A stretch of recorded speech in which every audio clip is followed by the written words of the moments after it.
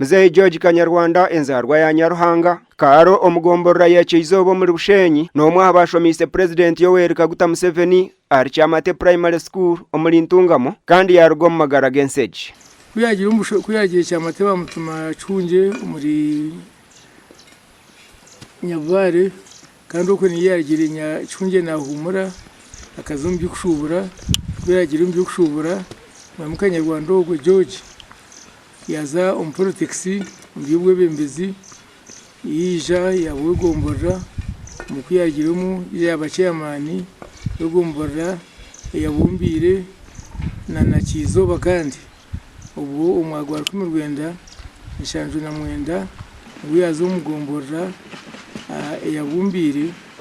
nko mu bembezi wayo kandi ubu nubwo twabiturigene mu rutaro rwa bindu binga amini mbona ko ubuyikinsa President Museveni yayibembire abazahuzi abazahwire bari kutiho umukono ya government ya Amini kamutwaro mu Rwanda mingi abo kubanyoni tura hanawe nyakanje yona tura hanawe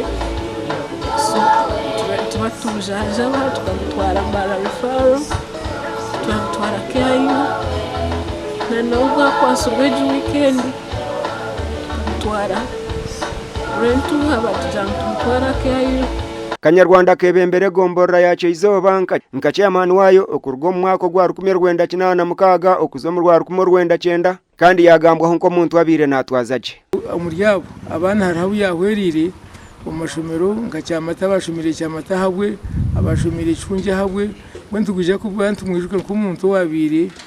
ari umunyasasi umbyubwe bembezwe ari umunyasasi umbuteki bugwa kizoba ari umunyasasi nk'umuntu wabira ari umutuzo mugombora ya kizoba kandi ari kwera abantu kandi ari kubahabura abiye ntunguka abahangire nawe bagira ngo umuntu ogwabire namanywa president ngo kandi abire namuganyirwa mu cyango like any other person